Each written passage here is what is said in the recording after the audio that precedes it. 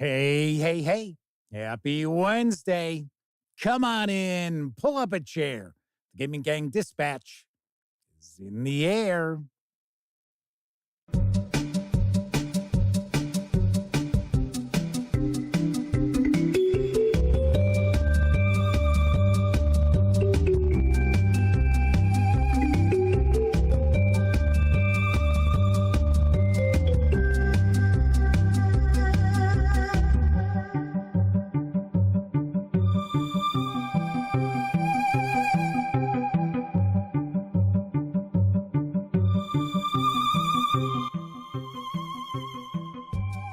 Howdy, gang, and welcome once again to the Duct Tape Studios.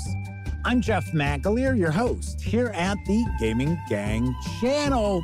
It's time for the dispatch.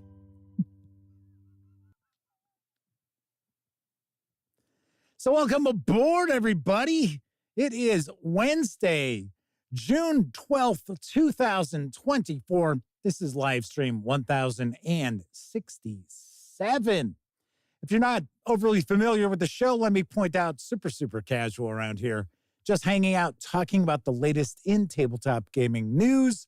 And I will usually kind of pontificate on a topic related to our hobby. Tonight, I am actually going to share 5 non-superhero comic books, which I think would just make for fantastic tabletop role-playing games. So, little different topic tonight, so stay tuned for that. Of course, when you're not watching videos on the Gaming Gang channel, be sure to visit thegaminggang.com for all the latest in tabletop gaming news, reviews, and a whole lot more you are not going to find here on YouTube. You know the drill. Get your geek on at thegaminggang.com. Once again, as I mentioned, we're just hanging out, having some fun. We are certainly not engaged in any sort of rocket surgery or things of that imagination. But of course, since this is a live stream, that means there is chat available. It's not on screen. It's one of the ways I keep some of the more unusual commenters at bay. And you have to be a subscriber to the channel for at least an hour before you can take part in chat. Yet another reason, another way, I should say, that I keep some of the more unusual commenters at bay. But if you want to say howdy, get a question, comment, by all means, chime in. I will do my best to respond. So first out the gate tonight is Semper Buffo saying hello, and a Flaming Heron is with us. He is one of our chat moderators. Pete's Dracolich just chimed in, and I will take a guess. The lovely and talented Miss Sarah D is also joining us this evening. She is yet another of our chat moderators. So there we've got that. Looks like chat's starting off a little quieter than usual today. Maybe it's the topic. Maybe people are like, comic books. I don't want to hear about comic books. Well, we are talking tabletop gaming and comic books, using comic book setting in your role-playing games. I think you might be surprised by some of my choices here. So let's jump on into the news, because arriving in July for Twilight 2000 is The Black Madonna. And here's the skinny from Free League Publishing.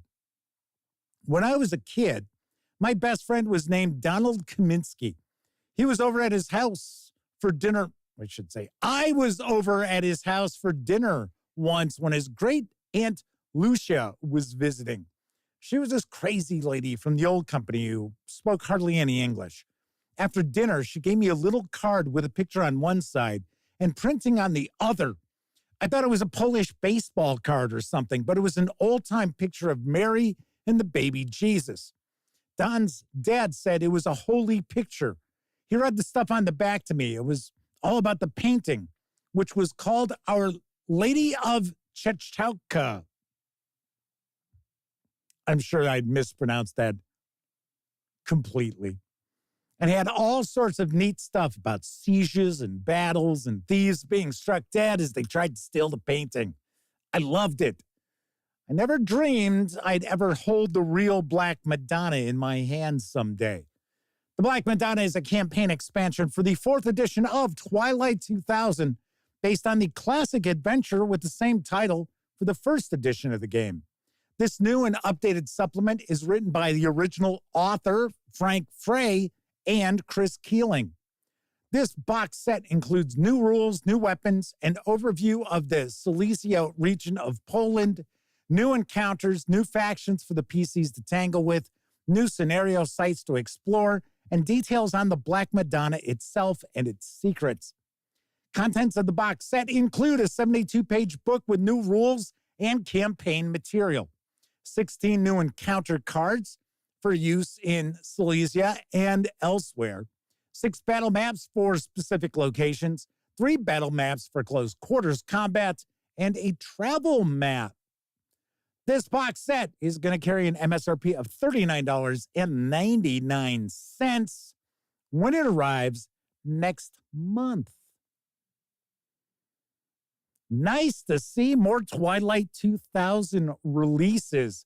There is also another box set.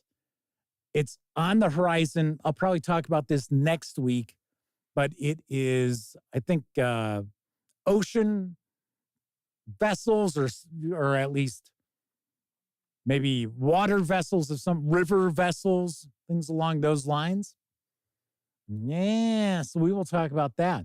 But this looks pretty cool, looks pretty interesting. And I've got to admit, I don't remember ever having the Black Madonna adventure for 1st edition Twilight 2000. Must have been late in that edition's run that it came out. I remember Free City of Krakow had that. Had another, I think there were another 2 adventures that I had for it.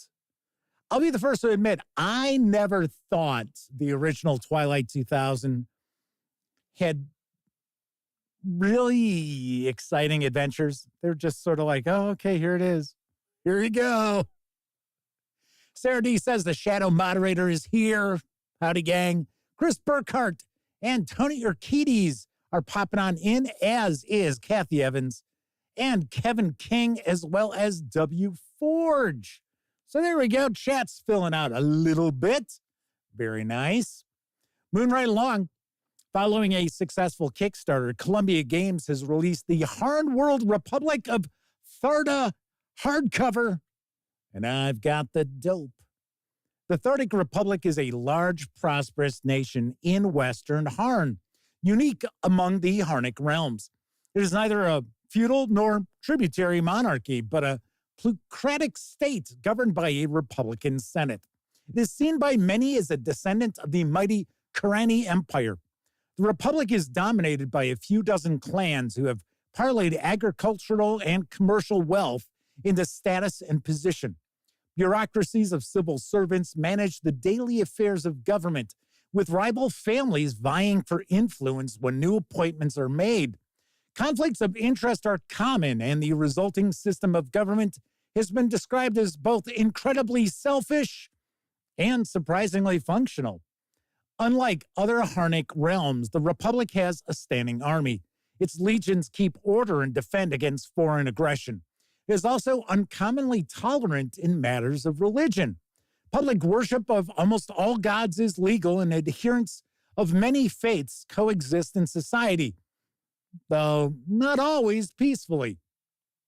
The Church of Halea is more prevalent and powerful here than elsewhere on Harn. Tharda is rich in natural resources and exports considerable amounts of high-quality stone and salt. Slaves are a significant element in the economy. Well, we know this isn't a 5e D&D sort of setting, Ben. Some fight as gladiators in the Pomasani Games? It's the Pomasani Games. Or serve as pleasure slaves or household servants, but most toil on the estates of the ruling families. The Republic is bordered by the kingdoms of Kande and Retham. Relations with both are presently peaceful but tense. 2 tribal nations range along the frontier. The ruthless Tolwyn and the wary, often violent Gazyada. The Arctic Republic module is supplemented by other Columbia Games publications, including keeps, castles, atlas maps, and adventure sites that provide a variety of opportunities for adventure. This hardcover is available now, and it does carry an MSRP of $59.99. Nice. I shared news of this Kickstarter when it was rocking and rolling not too long ago. This was a fairly quick turnaround. I think it was in the winter that this Kickstarter wrapped up. Very nice. I would take a wild guess. Let me see here. Because I know the PDF on Drive-Thru RPG is like 65 pages. But with these hardcovers, they always add more content to them. So I'm taking a peek at this Kingdom book, the Caldor Kingdom book. And it looks like we have got 70 for one of the cities. And then 60 for Caldor. So around 130 pages or so for the hardcover. Wanted to float that on out there. Semper Buffo points out the Kickstarter started on Planet of the Apes by Magnetic Press Play. You know, I've gotten notifications from them every once in a while talking about stay tuned, stay tuned, stay tuned. I didn't get an email telling me that it launched. It's like, oh, okay. Because I am planning on sharing a news piece for that. So I will double check. And then if that is the case, I will get a news piece for that out tomorrow. And Chris Burkhardt says, I think Free League's next role-playing game is Electric Bastion Land. Yes. I think Electric Bastion Land is going to be a Gen Con release. Just like I think the Moria book for the One Ring 2nd edition is also a Gen Con release. So we shall see. Maddie C., Roger Perdome, and Tesco Love are with us tonight. Welcome all.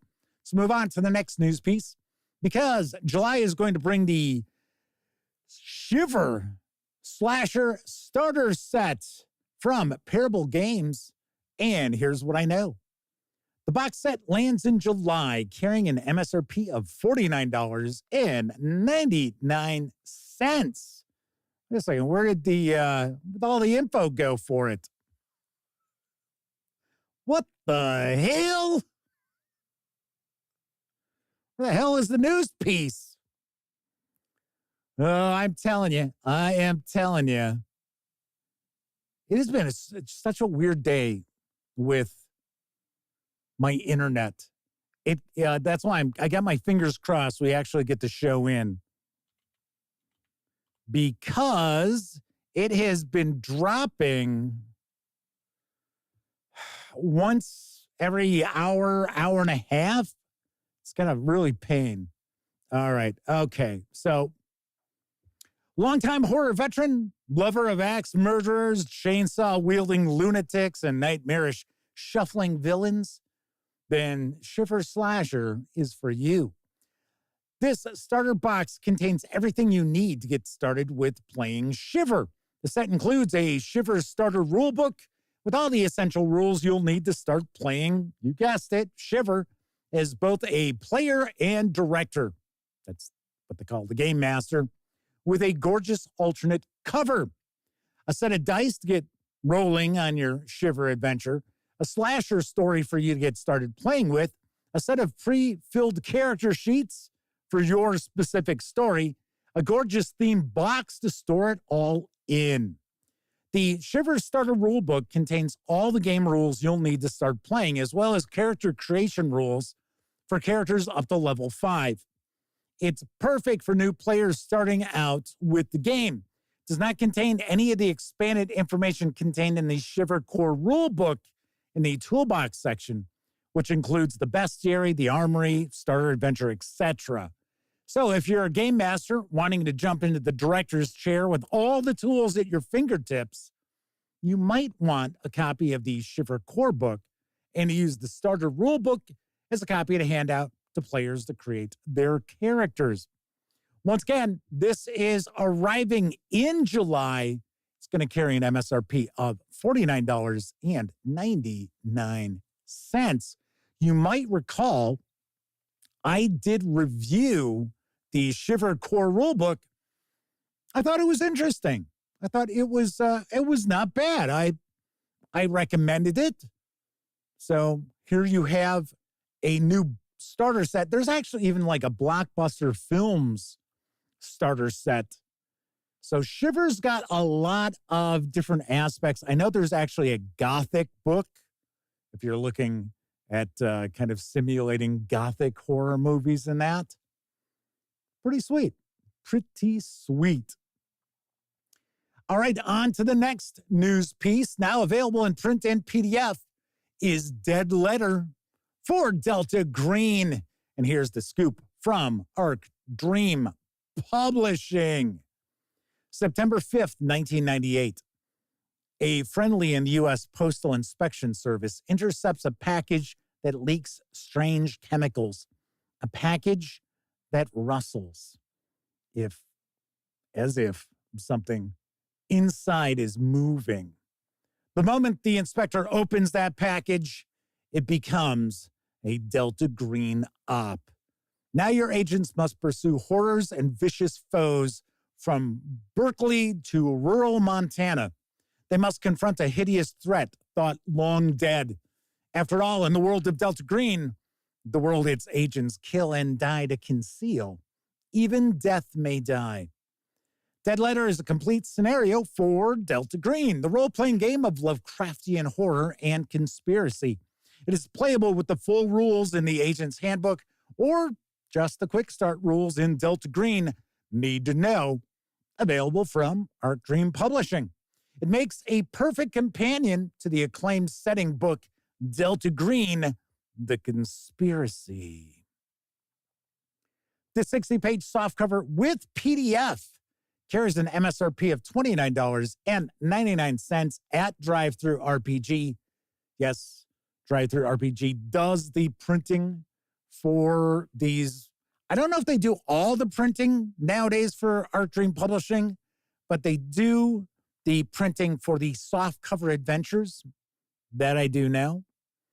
Of course, if you just want to grab the PDF, you can do so for $9.99. Always good to see that we've got a new adventure for Delta Green. Sounds creepy. What are they mailing through the mail? It's like, what's moving around in here? Although it's funny, I do understand that there are certain items of livestock you can mail, like chickens. It's legal for you to mail chickens to people. Or at least it was not too long ago. Maybe that's changed. Well. Jack Hanks and Lord Cost 2000 are popping on in. Chris Burkett says, I love the old 80s slasher flicks. I'm in on this one. Love that game, Final Girl. Would love an RPG game on the subject. W. Ford says, Shiver box set might be worth it for the extra set of specialized dice. Yeah, we're quite a few of those dice in there. Pete Stracklich says they need them some Delta Green. A lot of us have recommended this dark spooker. As I point out all the time, Delta Green is a very unique beast. So it is designed for a mature audience. So some of the creepy goings-on are really creepy. Jack Hanks says they just ran their first Delta Green game last Saturday, Everyone loved it, even though one of the players almost died. Almost. Jeez. Sarah D says, yep, baby chicks or fully grown roosters. Slap a stamp on that box. Send them on out. Sarah D says, the roosters are more irritating while waiting to be picked up. There was a question. Pete Straklich asked if Delta Green is D20. No, it is percentile dice, as everybody is pointing out. Tesco Love says there's also a gumshoe version of Delta Green. It's supposed to be Delta Green in the 60s. So it is the fall of Delta Green. Smoking Pots is with us tonight, asking, creepy is Soylent Green? Soylent Green is people! Final news piece, now available in PDF, is Warhammer Fantasy Roleplay, The Corsairs of Captain Flariel. From Cubicle 7 Games, here's the latest. When clouds cover the moon and the sea fog rolls in, the dark elves strike from their sleek vessels. Cloaked corsairs swing onto enemy ships or slink into remote coastal villages, the air ringing with cruel laughter and the sound of slaughter. They seek plunder or captives, bound for a life of misery in frozen Nagaroth. The Corsairs of Captain Flariel is one of a series of supplements detailing bands of antagonists for Warhammer Fantasy Roleplay. It provides information on dark elf corsairs and suggestions for encounters and plot hooks.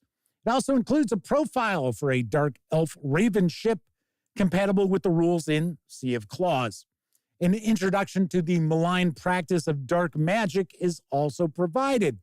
This supplement also provides a profile for dark elves in Warhammer Fantasy Roleplay and a set of creature templates for ship-bound raiders. These combine with the bestiary in the Wifrip core rulebook to create NPC Norscan sailors, Bretonnian buccaneers, goblin pirates, and other types of sea-born reaver. There are profiles for 4 important characters from the Raptor's Talon. There are tensions between Flariel's reavers, underlying conflicts which could erupt into rebellion if inventive characters tip the scales. Captain Flariel is a swashbuckling thrill seeker who lives for the excitement and unpredictability of adventure. The sorceress Rakaria seeks ancient elf artifacts to improve her standings in the treacherous city of Grand. Corvian Sabbath, a cruel overseer and master of vicious dogs, as well as Sinra, foremost among the band of wretched captives who plot an uprising. Though without help, they are doomed. You might also be interested in similar products such as the Night Parade, a band of undead who haunt the lonely roads of the Reichland, the war band of Bale of Many Eyes, a group of chaos warriors devoted to Nurgle, the Hanbrant militia describing the garrison of a Reichland mining town, and Tribes and Tribulations, a book describing war bands of orcs, goblins, ogres, and more. This 21-page PDF is available now over at DriveThruRPG for $4.99. Sweet. Very nice. Should mention I got an email saying that Cubicle 7 Games has sent me a copy of Ubersreich Adventures Volume 3. So that should be showing up soon as well. Very nice. Very exciting. Also have something else that's on the way. Got an email today from Freely Publishing saying that the Mutineer Zero miniatures game, the skirmish game, is on its way, as well as the expansion that's got robots in it. It's like, cool, very cool. So we will be seeing that soon as well. All right, that is it for the news tonight. Of course, I was just talking about the fine website DriveThruRPG. Probably already know the gaming gang, thus the Dispatch, is affiliated with the One Bookshelf sites. So if you are going to go visit, say, Drive-Thru RPG or Storyteller's Vault, Dungeon Masters Guild, Wargame Vault, what have you, please stop by thegaminggang.com first. Click on one of our banner ads. That way, if you happen to make a purchase, I get a small portion of that sale. And all those nickels, dimes, and quarters really do add up and help keep thegaminggang.com around. Also, if you like this video, if you dig the channel, if you find thegaminggang.com to be a valuable resource, hell, if you just like what we do, you can always stop on by paypal.me/thegaminggang and make a small donation. Hell, you can buy me a 2-liter bottle of soda.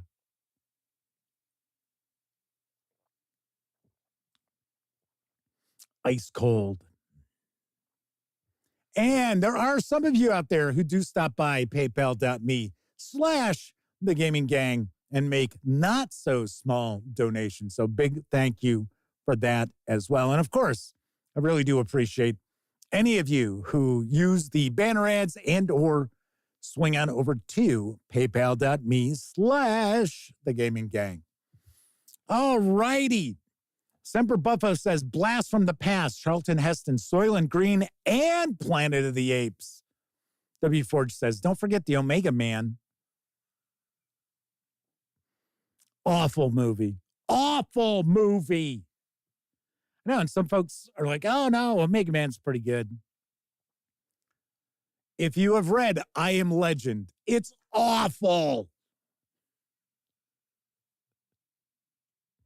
I Am Legend is an excellent book.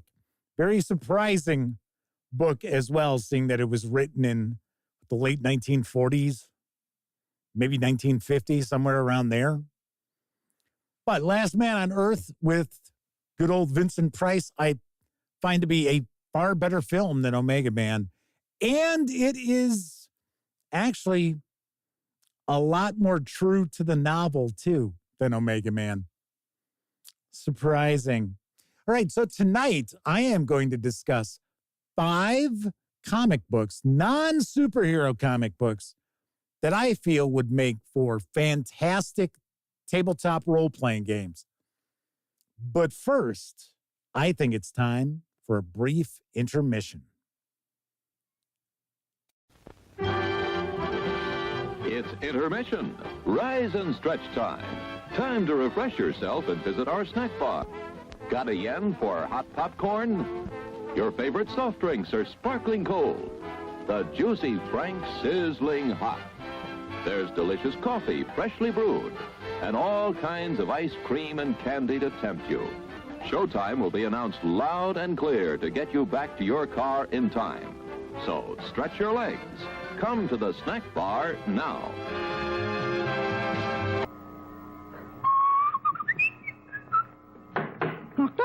Who's there? May. May who? Maybe you could use some artificial ingredients in bars from Mars. Artificial? Never! Artificial is a nasty word at Mars. Everything's for real in bars from Mars. Milky Way bars, for instance, are made the Milky Way with gallons and gallons of fresh whole grade A milk, fluffy whites from fresh eggs, not powdered ones, and real milk chocolate, the world's finest. That's why every bite's a luscious, chewy treat. Milky Way gives you real satisfaction because there's nothing artificial in it.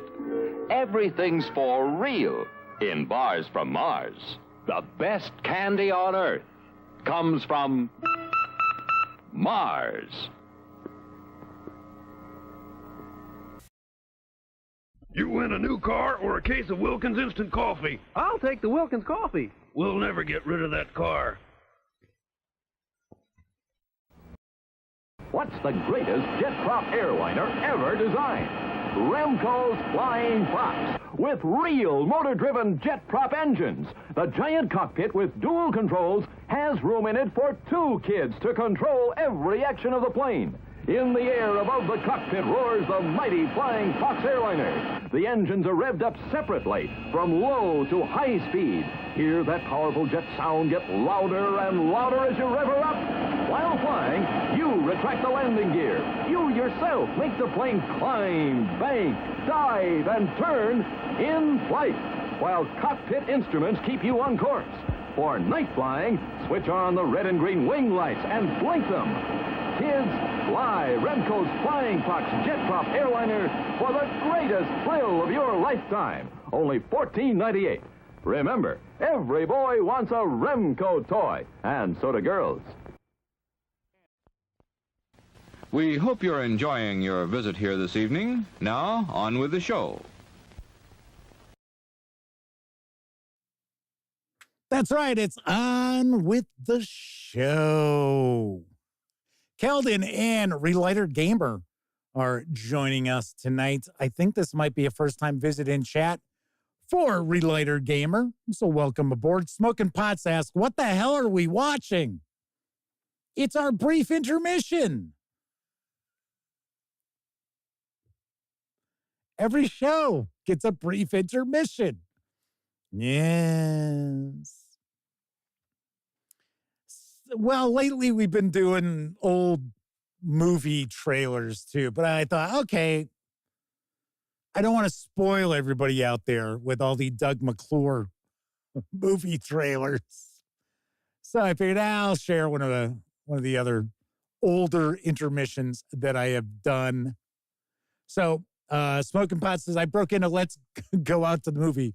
Let's all go to the lobby. Let's all go to the lobby. I actually remastered that because there isn't a single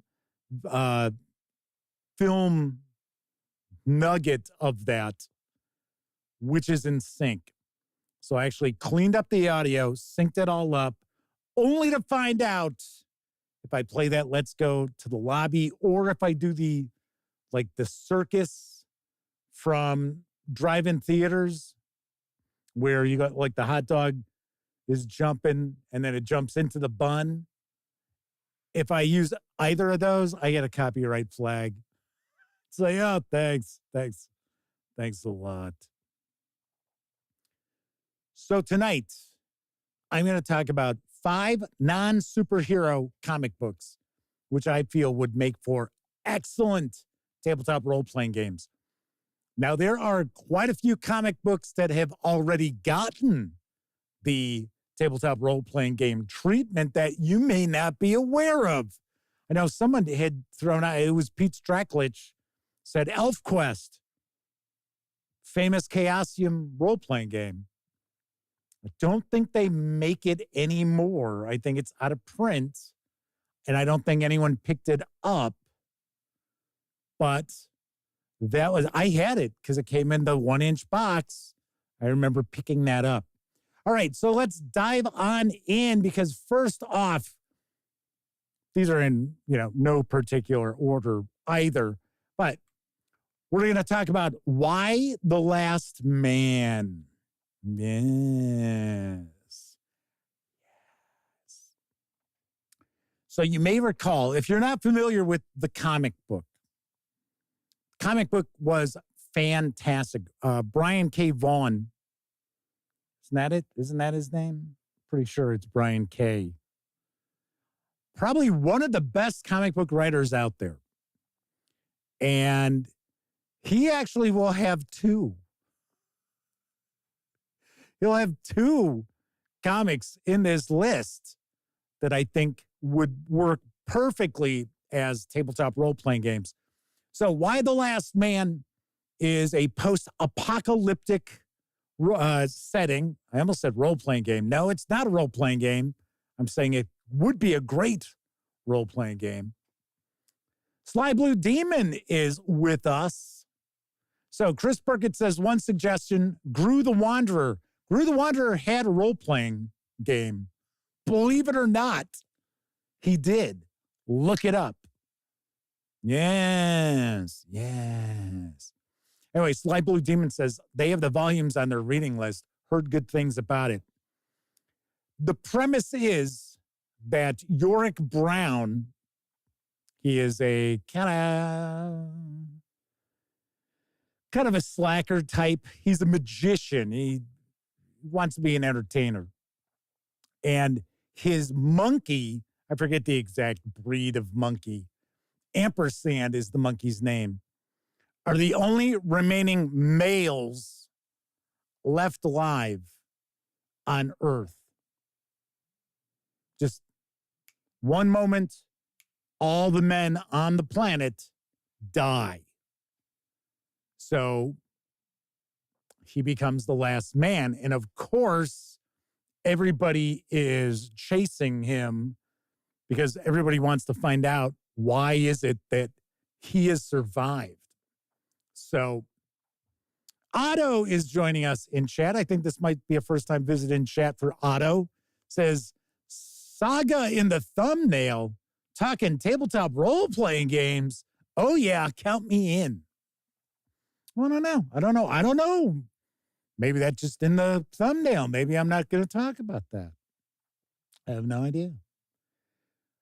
So I was going to say, you may recall that they tried to do a TV series for Y the Last Man, and they only did one season, and it did not go over too well. Critics were sort of like, yeah, it's all right. Personally, I didn't care for it. I didn't care for it because I had read the comic. And I think the comic, if I remember correctly, 50 issues, 55, 60, maybe. It doesn't run longer than that. I know that. And it is complete. It is all complete. What I think really makes it stand out would be that it's a very cool post-apocalyptic scenario. And the characters in the comic book are excellent. They are exceptionally well done. Could be very powerful NPCs. And when I say powerful, I mean just really engaging. And the various different scenarios that Yorick finds himself in are pretty cool as well.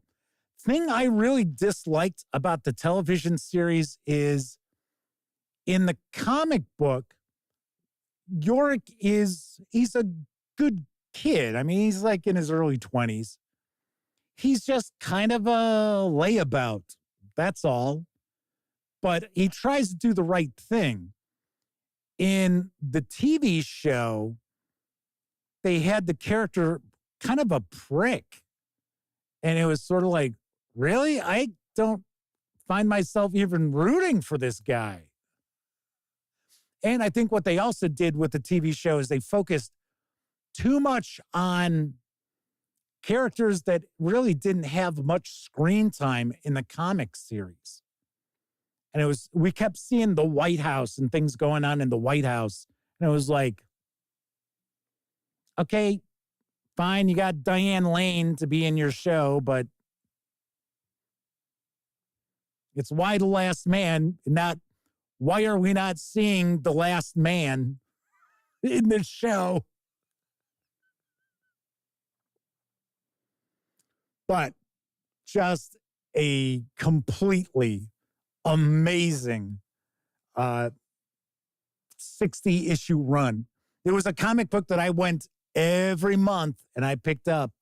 It was on my pull list. That is for sure. I would also recommend, if you're interested in checking out some interesting comics, another Brian K. Vaughn comic book is Deus Ex Machina. So it's really a good series. I can't see making a role-playing game out of it. Red Lighter Gamer asked, Last Man wasn't president? Gasp. No, but the last man's mom was. Well, after all, the men were dead. So there is that. Let's see. Next up, Sandman. How is Neil Gaiman's Sandman not a role-playing game? Wait a second. Why is this other stuff popping up here? We don't want those other things popping up.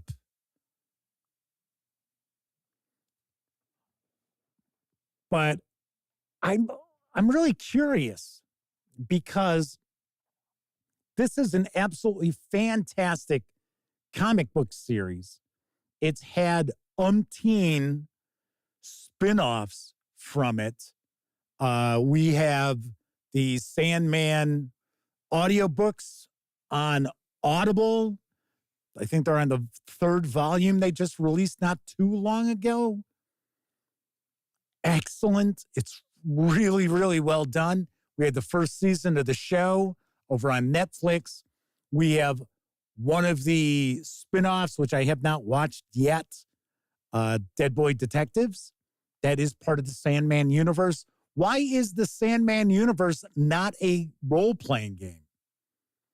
Why hasn't someone approached Neil Gaiman and said, hey, we would love to either A, make a role-playing game, or B, create a role-playing game supplement for our core mechanic system, something like that. And I know I said this is non-superhero comic books. And yes, when Sandman first started, there were little things to try to tie him into the DC universe. So one of the first issues, there's some mention of Superman. This was also at the point in time when Alan Moore was just doing amazing work with Swamp Thing, which was another must-read comic from DC at the time. I'm trying to remember. I think Swamp Thing was DC. I don't remember it being Vertigo, which is what Sandman was for its run. Russell Higgins is hanging with us tonight, says, Delta Green is too much for them. I completely understand. As I pointed out earlier, it is its own unique thing, and it is absolutely not for everyone. I know that. So there's some discussion about chicken shipping. Flaming Aaron said maybe the producers of Why the Last Man thought it was Why the Last Whoa Man. Tesco Love says they love the issue with Death talking to a depressed elemental girl. Yeah, Death became such a huge character, hugely popular.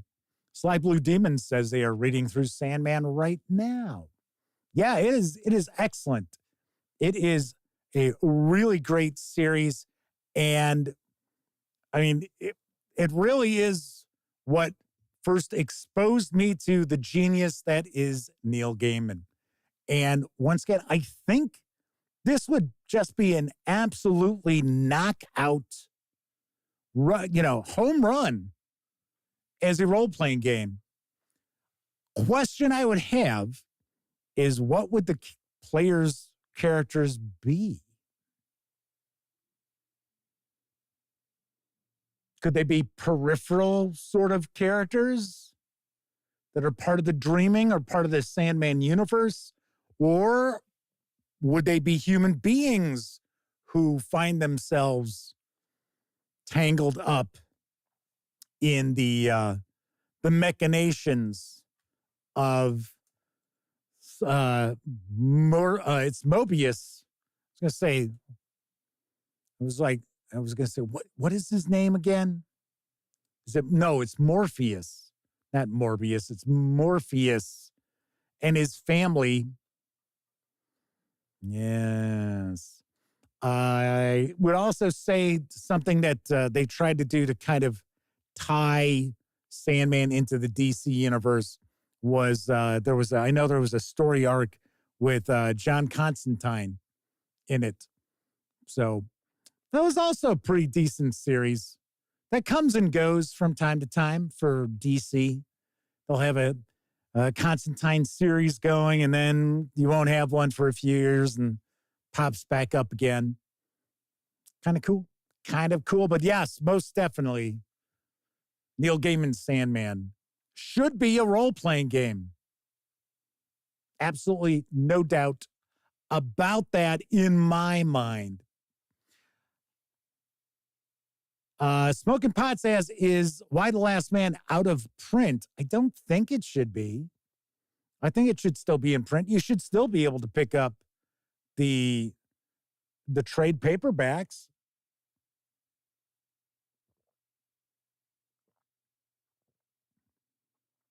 Kevin R. Smith is with us in chat, says, shouldn't having an obvious answer to what the PCs are be a requirement when deciding that something would be a great RPG? No, absolutely not. That's kind of an asshole-ish thing to say, Kevin. Gotta be honest. No. Somebody needs to figure it out. I don't get paid for those decisions. And the reality is, there are quite a few different options available as far as what someone would play in a Sandman role-playing game. Because it would be a Sandman universe role-playing game, obviously enough. Moving right along, next up, and it was already mentioned previously, and that is Jeff Lemire's Sweet Tooth. This is also an excellent series. Why do I keep getting extra little bits popping up? There we go. I haven't used these like slides in forever because I almost never have more than like 5 news pieces that I am sharing. Sly Blue Demon says Sandman has magic and stuff, demons, etc. Easy to find something. Yeah, I mean, you've got Lucifer. You've got the whole storyline when Lucifer just takes a hike from hell, goes, all right, I'm done here. I'm leaving. So if you're not overly familiar with Sweet Tooth, this is another post-apocalyptic setting. So I should point out the comic book is far different than the Netflix series.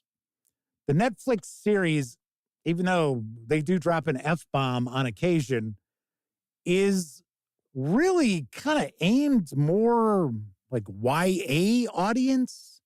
I mean, I thought the series was good. The 3rd and final season just came out very recently. Kevin Harsmith says, I thought it was a question of having no answers rather than having too many.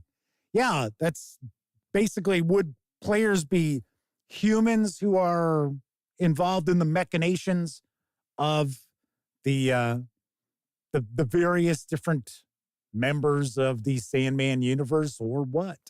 Marius Smith is with us tonight. It's been a while since we've seen him in chat. Welcome aboard. Anyway, so in Sweet Tooth, 98% of the human race gets wiped out due to a plague. And from a certain point on, all children being born are human-animal hybrids. So Sweet Tooth is a human-deer hybrid. And the whole story is about these various different factions vying to obtain Gus, who is Sweet Tooth. And they think that he is the key to stopping this plague and stopping the animal-human hybrid births. So a period of years goes on. And by the point that the story picks up in the comic book, you're looking at about 9 years or so have gone on. And that's why about 98% of the human race has died from the sick. I think this would make for an excellent tabletop role-playing game. Now, you would have a few different options because Jeff Lemire also shared a series called The Return. It was like I think it was 6 or 10 issues. And it's like 300 years in the future from this series. So I would say you would have a couple of options as far as what your player characters are going to be. They could be the animal-human hybrids, because the animal-human hybrids are hunted, they're feared, not by everyone, but for most people. And I would think if the game was set a few years after Sweet Tooth, then you still have humans, you still have the hybrids. I'm not going to ruin the finale of either the comic or the show.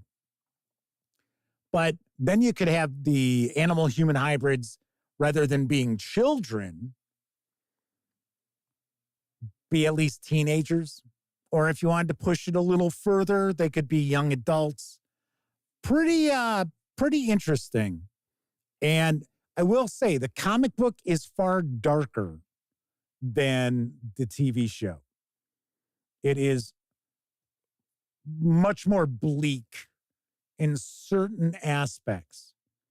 But the character of Gus is also still an inspirational kind of character, just like he is in the Netflix series. But I think this would be fantastic. I really do. I think this would be another no-brainer as far as a role-playing game setting.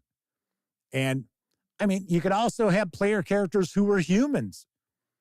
And maybe you've got a group of players who are trying to hunt down the hybrids, such as the Last Men do, which is like a paramilitary organization that's trying to take over. So kind of interesting there as well. So I would definitely recommend checking out Sweet Tooth if you're in the market for a pretty cool comic book. That is for sure. All right, let's see. We've got 2 more left. Mary Smith said they went to their friendly local game store to pick up Pendragon Core. They didn't have it. They thought it was out today.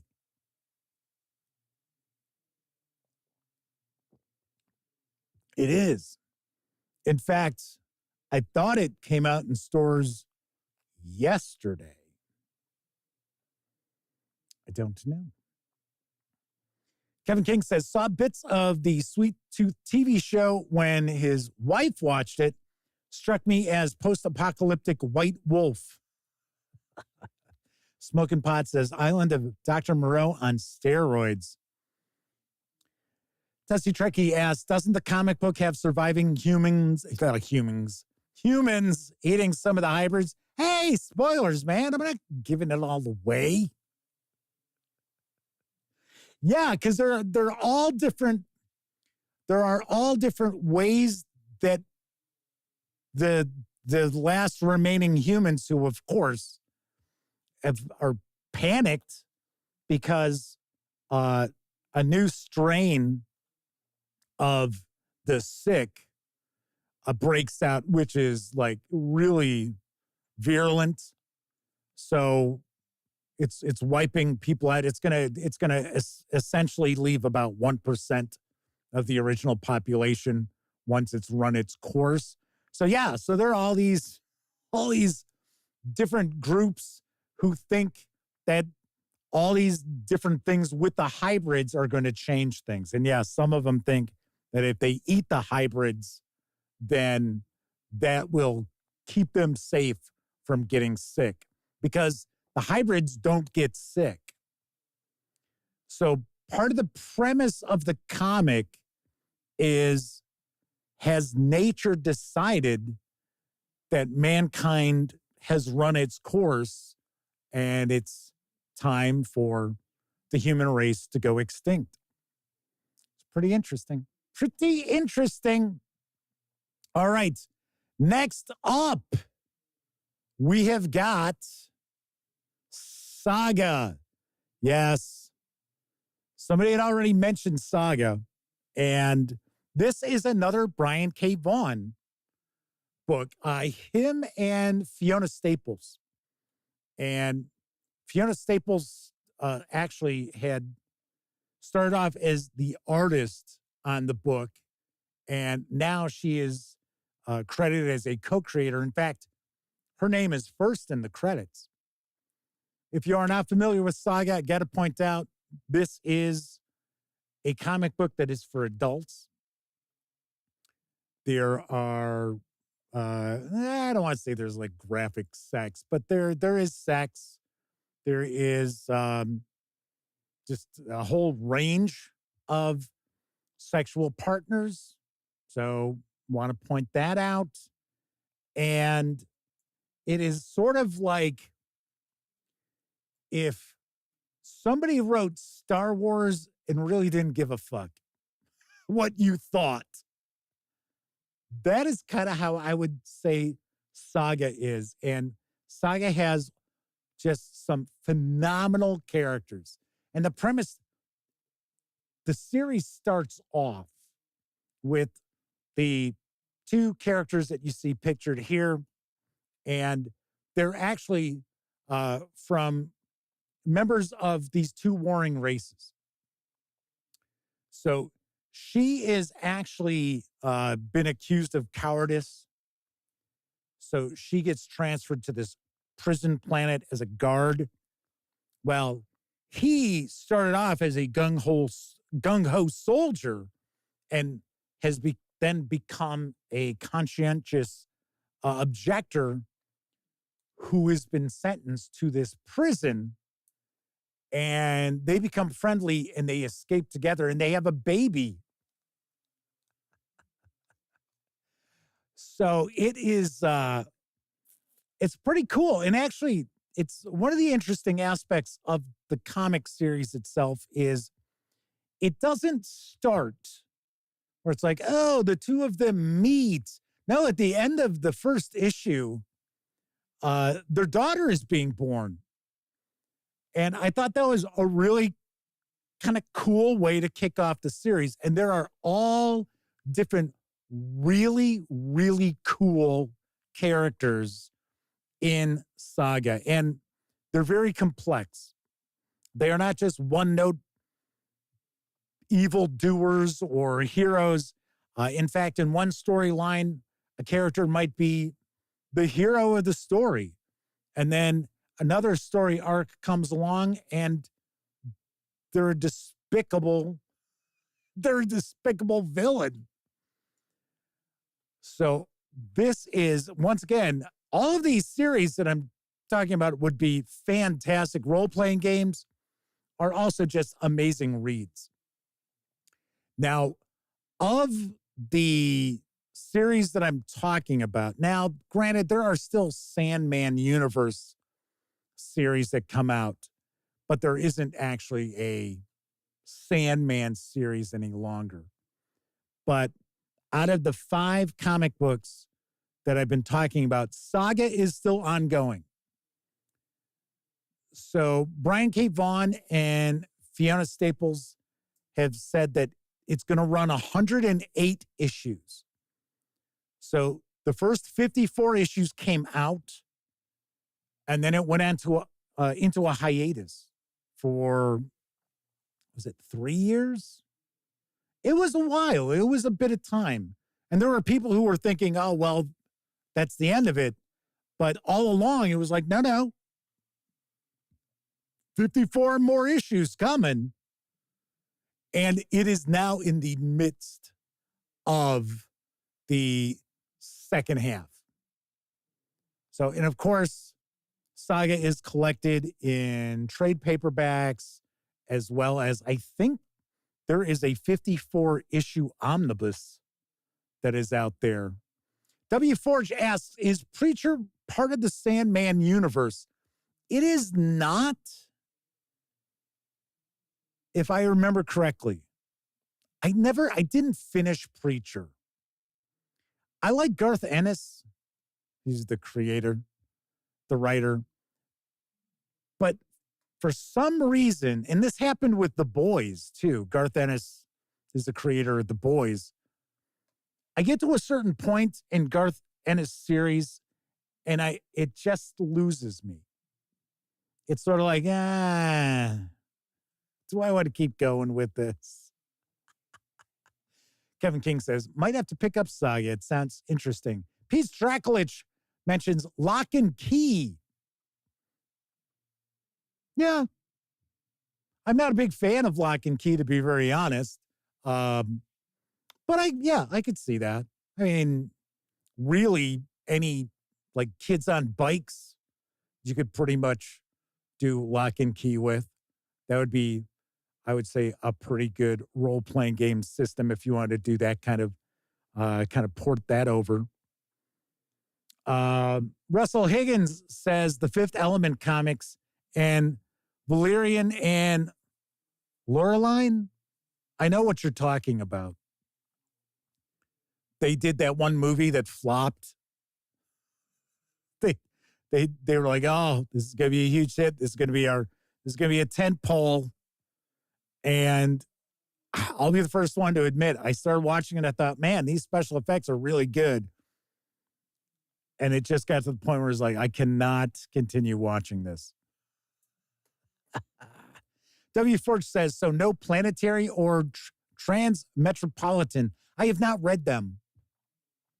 I haven't read them. I'm, once again, just like I've done with science fiction authors, fantasy authors, I'm only recommending series that I have read and I am familiar with. I've either read them to their completion or like Saga, I still pick up and read. But this would be a really, really interesting role-playing game. The Lying Cat. Look that up. Check that out. It is a very popular character in Saga. Anywho, we've got one more comic series. And I would have to say, out of all the comic series that I could imagine making a role-playing game from, it's my absolute favorite. It is not my favorite comic book series ever.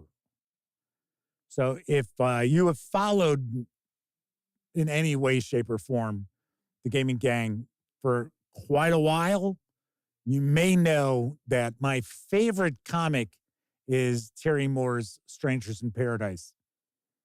Absolutely love it. And it is not superheroes or anything like that. It is just, for the most part, regular people. Just love that series. And artwork's fantastic. It's phenomenal. But I can't see a role-playing game out of it. It's just like, okay. It's just do a soap opera kind of role-playing game. Stephen from Roll for Combat is with us saying, Saga is fantastic, but don't get the 54 comic book as the quality is terrible. Oh, you mean the omnibus with all 54 issues? And too much money, says Russell Higgins. I don't have it. So I'm just saying, I think that there is an omnibus with all 54 issues of the first half. Because some people just want to get one book with something. Some people don't want to go and be like, oh, okay, I gotta go pick up, 7, 8 trade paperbacks. W. Forge says, you mentioned Garth Ennis. I was thinking about Warren Ellis. Yeah. Funny thing is, I always mix those two up.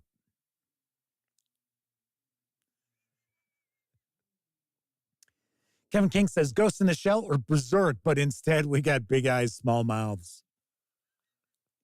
I've never looked at that. I mean, I'm not a manga guy. I'm not a manga. I watch some anime, but I tend to watch anime that's aimed at adults rather than, Naturo, stuff like that. Not knocking it. If you like Naturo, I'm not knocking it. Just saying. All right. So, start to preface my final comic book series saying that this is one of my all-time favorites. Not my favorite comic book of all time, but I will say my favorite comic book that I could easily see being a role-playing game. It has been mentioned already, I believe, a couple of times in chat, and I am talking about Fables. Absolutely love Fables. And funny enough, its creator, Bill Willingham, did artwork for Dungeons and Dragons. Some people may not know that, but yes, some of the first artwork he did was for AD&D. I thought that's pretty wild. So there was also mentioned that Willingham has made Fables public domain. Problem is DC and Warner Brothers argue that Bill doesn't have the right to make this public domain, that DC and Warner Brothers still owns copyrights on Fables. So if you're not familiar with Fables, it is fairy tale characters living in the real world. And I have to say, I know Bill Willingham has always said, oh, yeah, he pitched Fables. Well, the comic was already out. He pitched the idea to ABC to have a series. And there was some discussion. I think it had even gotten into maybe the script writing point. And then ABC said, no, we're not going to do that. And then they ended up having Once Upon a Time, which in concept, it's fairy tale characters living in the real world. But I'll be the first to say I didn't watch Once Upon a Time, so I don't know much about it outside of that premise. But as far as Fables would have probably been pretty difficult to pull off as a television show because there is magic and wonder, and the various different fables, as they're called, the characters, come from various different fantasy lands.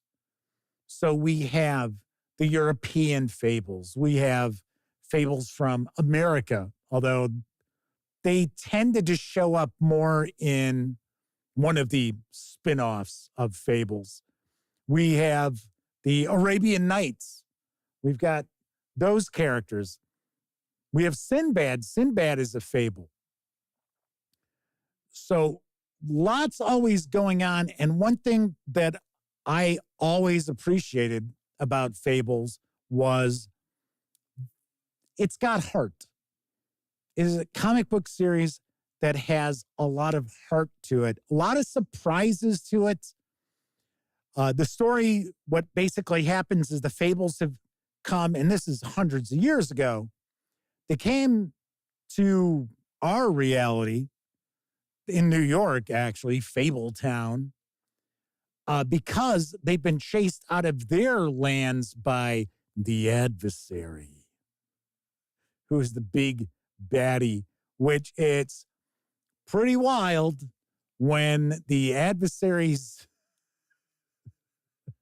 identity is revealed, because it is someone from fairy tales, and you're like, wow, really? Another cool aspect of Fables is that Bill Willingham was the writer from issue 1 to the end. It wrapped up, and then it came back for 12 additional issues. This was about a year ago. And now it has wrapped. Fables has come to an end. One of the reasons why this is, at least in Bill Willingham's opinion, in the public domain, is he got pissed off with DC because DC kept screwing him over on royalties and stuff like that. Steven says, I love Fables, but after the first major storyline wrapped up, I didn't like the second one and stopped reading. Not sure if it got better. If Steven is talking about like the first storyline that ran like 70 some pages, maybe more than that, I know what you're talking about. Yes, it did. It did get better. But another aspect of Fables that's really cool is the various fairy tale characters are not like what you'd expect them to be in the real world. So kind of cool, like Cinderella. Cinderella is a very unique fable. Prince Charming, Snow White, the Big Bad Wolf. So I think, once again, Fables would be an absolute no-brainer as a role-playing game, an urban fantasy role-playing game, but you also have the fantastical fantasy elements because there is a back and forth between some of the characters returning to the lands that they've been, that they've fled from, which are, kind of fantasy settings. And of course, with Bill Willingham's experience with TSR, I mean, I think he only did some art. I don't think he did any writing for TSR. I could be wrong. I mean, he could have contributed to some adventures and things like that. But how is this not a role-playing game? Just like the Sandman universe. How is that not a role-playing game? Now, I could understand Saga not being a role-playing game because Brian K. Vaughn, right off the bat, when he started the series, said he had no interest in making that into a television series or into a movie or a series of movies, which is kind of the thing. It's kind of calmed down a little bit with comic creators, but there was a period for a good 10 years when it was like all you were seeing in the comic book industry was ideas coming out, just being kind of thrown at the wall to see what would stick. And creators were coming up with ideas for comic books, not because they wanted to sell comics, but they wanted to get a deal for a TV series or a movie or what have you. That's kind of cooled off a little bit, but it was right about that time where that was really fierce. And Brian K. Vaughn said, no, I have no interest whatsoever in making Saga into anything other than a comic book. And the reason is he wanted to do things that you could only do in comics or in a novel or something like that. W4 says they remember Willingham doing the art for an RPG called Psy World. Yeah, wasn't that Chaosium? I think it was Chaosium. But anyway, back to Fables. Like I said, I am just completely amazed that no one has approached DC, Warner Brothers, Bill Willingham to see about, drawing from Fables and creating, like I said, it doesn't have to be its own role-playing game. It could simply be a supplement or line of supplements for another system. Savage Worlds, basic role-playing, Fate, things like that. Anyway, so there you go. There are 5 comic book series that I personally think would be just absolutely lights out tabletop role-playing games. W. Forge says they think it was Fantasy Games Unlimited that did World. That's possible. That is a possibility. Those came in like the little inch boxes too. A lot of them, like Space Opera. I remember I picked that up. Bushido came in a box. Maybe that's why I'm thinking it was Chaosium. Flaming Heron says, okay, if they made a Fables RPG, I'd be all over that. And Flaming Heron says, they don't reflect their fairy tale versions. That is for sure. No, they do not.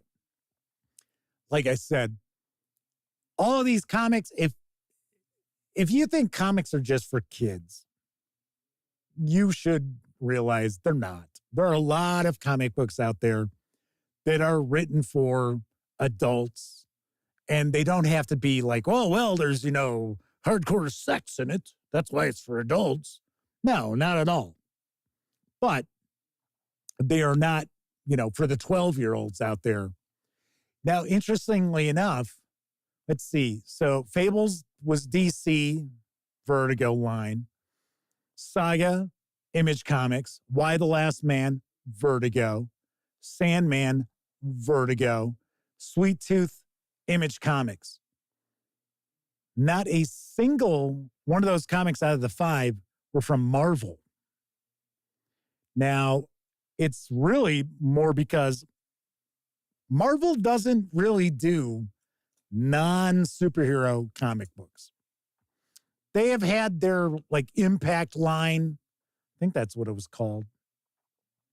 Back in the day, they had their Max line, which was more mature audience comics. The Punisher was Max for a while, or at least there was a Punisher line of comics that was their Max line. But for the most part, Marvel does superhero comics.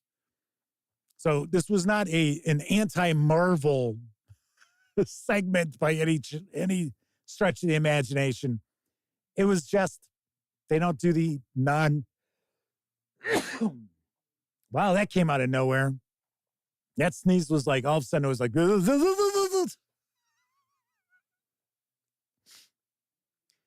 Russell Higgins says, Marvel does not take flyers on storylines. They more subscribe to comic retreads.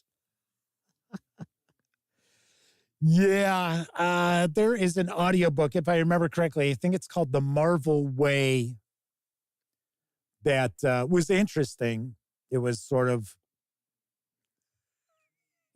kind of, oh, yay, Marvel. Boo, Marvel. So, Sean O'Donnell's with us in chat. W4 asks, didn't Willingham also do art for villains and vigilantes? He may have. Like I said, I just remember him doing some art for TSR. And funny enough, he didn't really do art for Fables. He had other artists. In fact, one of the artists did Fables for over 100 issues, which, that's just nowadays, well, even at the time, because Fables started 20 years ago. See, funny enough, these series that I've recommended outside of Saga, they're not recent, but they are classics. But yeah, I think Fables started in 2004-ish, somewhere around there. And even at that point in time, you had the comic book publishers kind of going to okay, so we're going to have 6 issues of this writer and this artist on XYZ. We're going to have this writer, this artist on 6 issues of ABC. Where, back in the old days, it was oh, okay, so Steve Ditko is he's the artist, and Stan Lee is the writer. Okay, for 25 issues or so of Spider-Man. And then, of course, you had like John Romita was the artist of Spider-Man for a long, long time on Amazing Spider-Man. Or I should say, The Amazing Spider-Man. You don't see that nowadays. You see sometimes in a single story arc in comic books, you'll have the same writer and multiple artists, or multiple writers and multiple artists.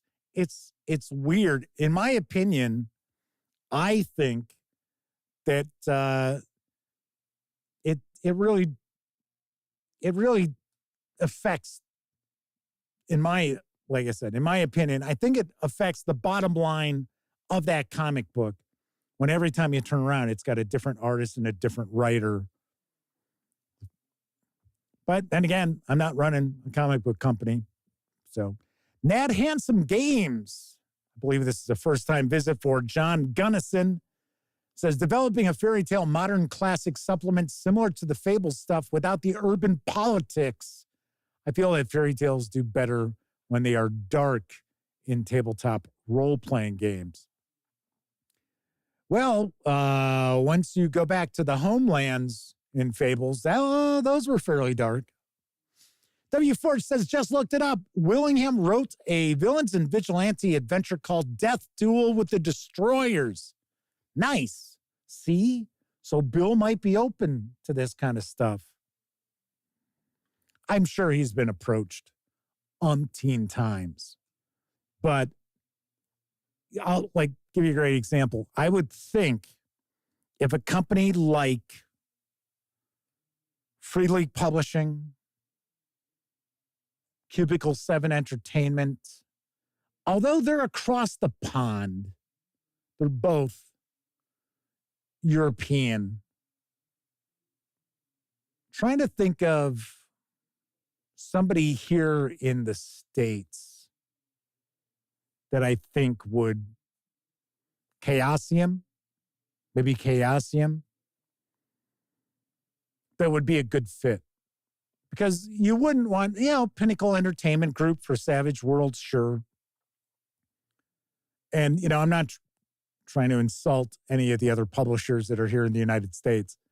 What I'm trying to think is, I would think to move the needle with the creator of Fables to consider a tabletop role-playing game based on 150 some issues and the various different spin-offs that they did, which probably constitutes another 100 issues of comics, maybe even more than that.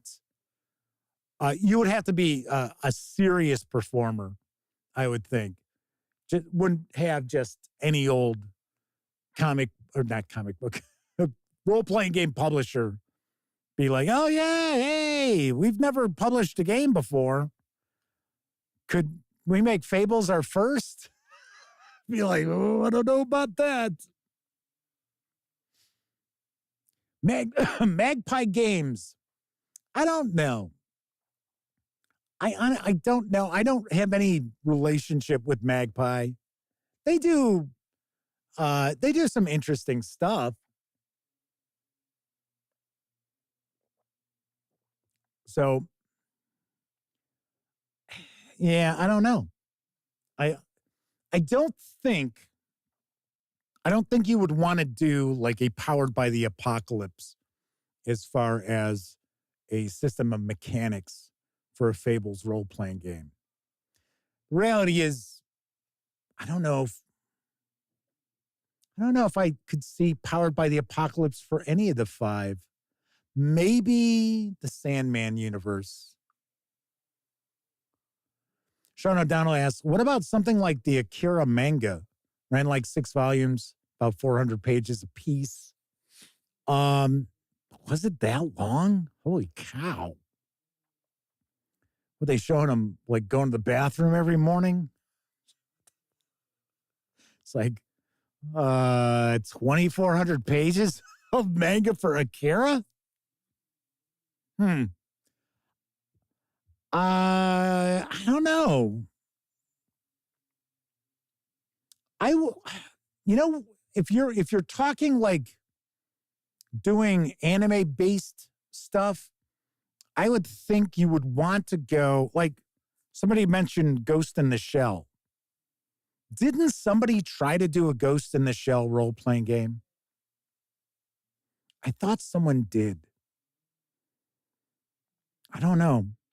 But if you were going to do something like anime-based, you would most certainly want to go with something that's got enough meat on the bone to support a role-playing game system, not only just a core book, right? So, yes, I could see Ghost in the Shell easily because you've got the films, you've got the OVAs, you've got the series. Were there 2 or 3? I know I watched first and second gig. Those are the ones I saw.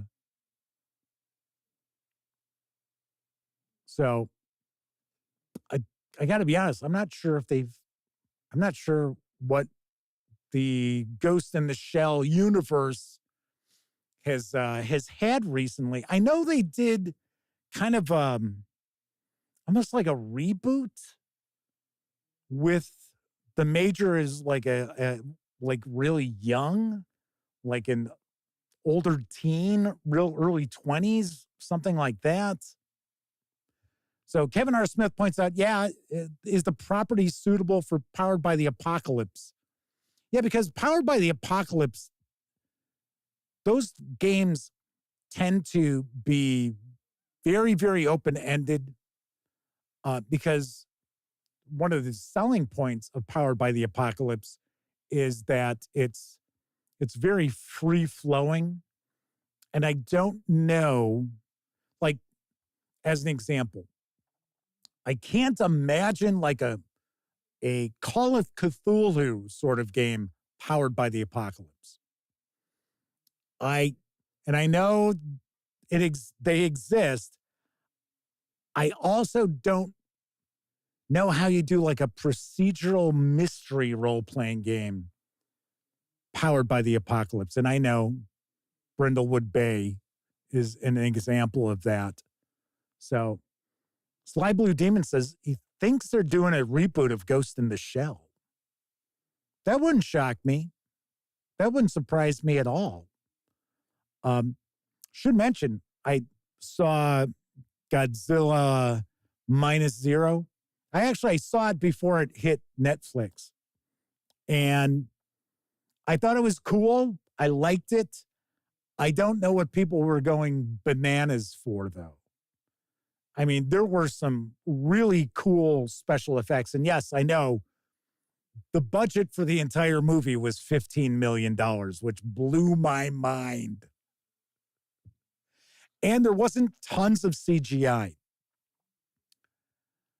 And I could see it winning the Academy Award for visual effects. But as someone who has seen a lot of Godzilla movies that like the average person hasn't seen, the average person who's seen Godzilla movies probably didn't see anything between the smog monster and the awful Matthew Broderick Godzilla.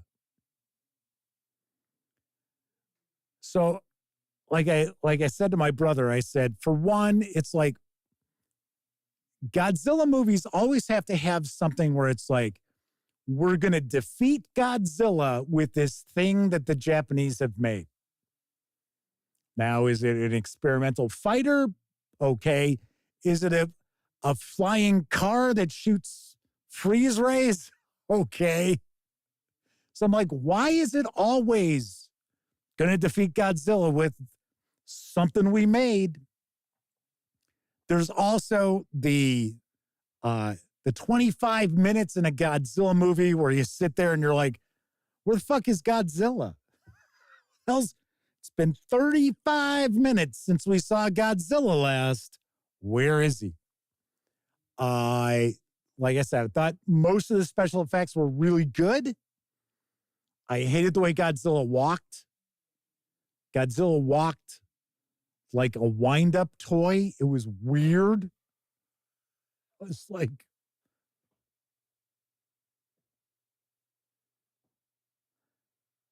And then, like, he'd be smashing buildings with his tail, and he would be very fluid in his movements. And then he'd be walking, and it'd be like, dun, dun, dun. Two last things. Towards the climax, when he's in the ocean, is he treading water? He's supposed to be in this area that's like the deepest trench near Japan. Didn't look like he was treading water. He's just like, what is he, bobbing? But I thought the weirdest thing was after they do their thing. See, I don't want to spoil anything because, yeah, I'm sure some people haven't had a chance to see it. And I enjoyed it. Don't get me wrong.